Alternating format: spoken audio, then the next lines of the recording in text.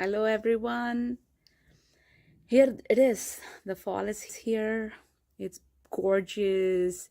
I have right here next to me some mums and pumpkins and some gourds, right? It's so fun to see these different colors and mums, and it's so gorgeous. I love, love, love this time of the year and spring.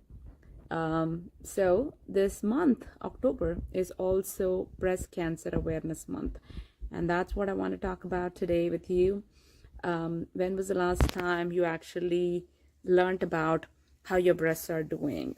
If you have done mammograms, it's great, but mammograms only show you once there is a problem. They don't tell you what is happening in your tissues, functionally or dysfunctionally, what is happening, so that you can truly prevent breast cancer.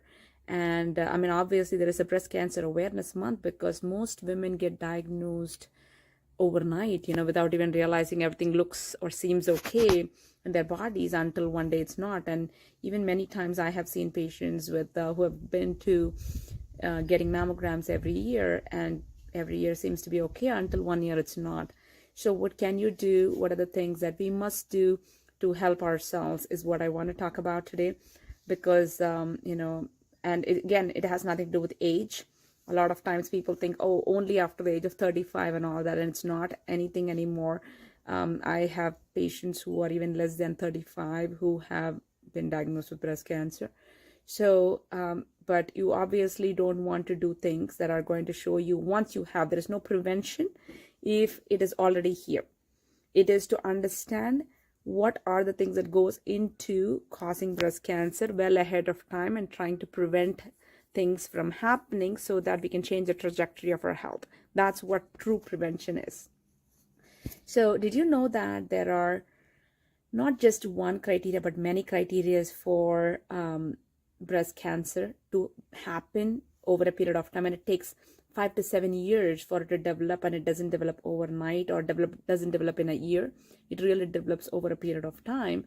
So, and that your teeth, your liver, your ovaries, your stomach, your lymphatic system, and your breasts are all kind of important in understanding breast health, and also to prevent breast cancer or in causing breast cancer. So all of these things are contributing factors, and if you don't know about each one of these things, how are you really going to prevent breast cancer? And the reason why mammograms are not truly preventative but really detective is because they don't really look at everything. They just look at the breast. So you have to wait until something comes up on the breast instead of looking at all the different contributing factors to understand whether someone can develop, and if they do, then what can we do to change it, right? That's kind of important to understand as well. So anyways, now what can you do? One, maintain good gum and oral health. It's super important. Having root canals can be a big factor into contributing to breast cancer. So try and prevent root canals if you can, and go to holistic dentists to take care of your oral health. We do have some recommendations for that if you want one. If your dentist doesn't know that everything that they do in your mouth can contribute to your overall health as well, then that's not the dentist for you. And taking antibiotics can be another aspect that can contribute to breast cancer. Especially overuse of them. Many times people have to use it, or every year they have to use it.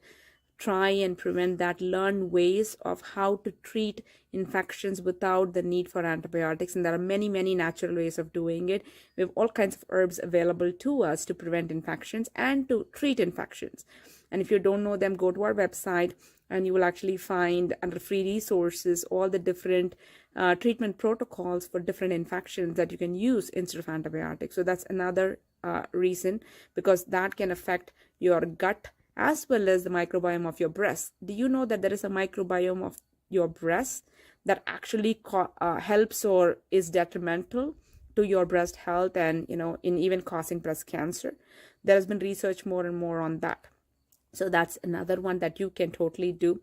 Third is checking for and there are ways of doing this as well, is checking for iodine sufficiency, not necessarily consuming iodized salt, but really having iodine in your food by eating sea vegetables.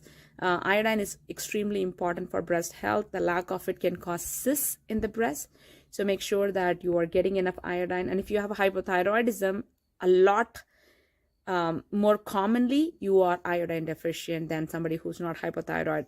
So that's again something to look into, that you can do as well.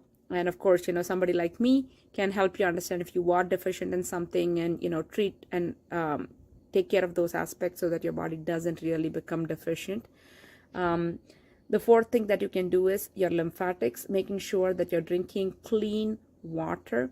Reverse osmosis water would be the best. Obviously, at this point in time, it will be fantastic if we have like aquifers and spring water from glaciers directly. Since we don't really have clean sources of those right now, we have to go with reverse osmosis water, because water as well as exercise are great. They are great for moving the lymphatics, and if your lymphatics are not moving well, then you are actually increasing the chances of breast cancer. So that's another thing that you can do. Another thing that you can do is get the functional test, which is the regulatory thermography. And this test shows you all the contributing factors and how the function of these organs are, so that you can actually truly understand your breast health, not just from the breast aspect of it, but from every other aspect of it as well. So you understand whether a perfect storm is being created or not. And if it is, then you also can prevent it from going further by changing all of the different things. So we are running a special for this month for breast cancer awareness, obviously.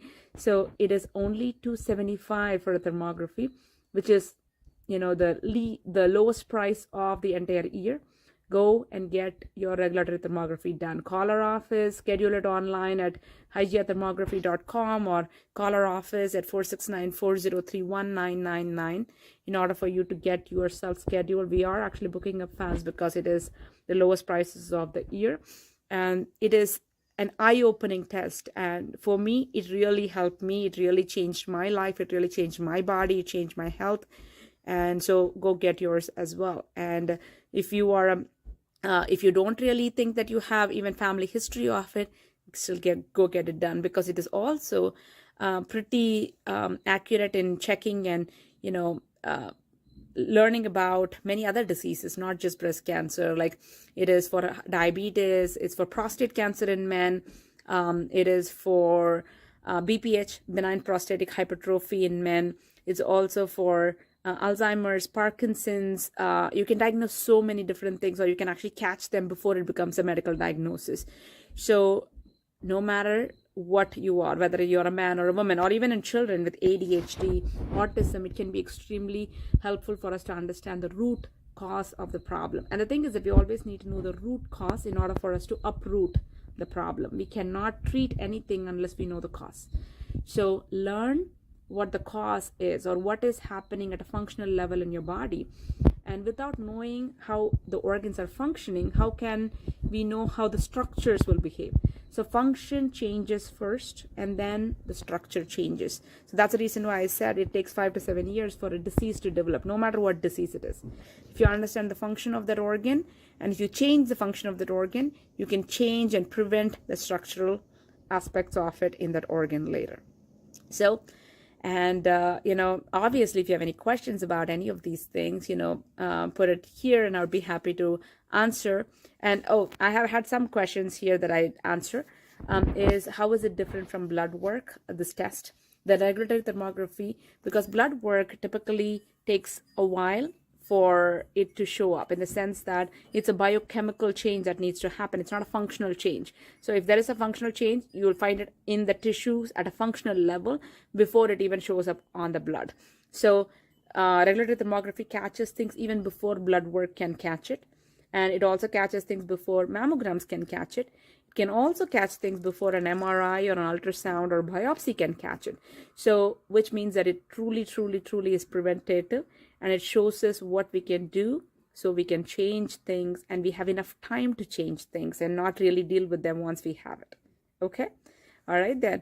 So that's all I have for today, and I'll talk to you another time. Thank you for joining. Bye-bye.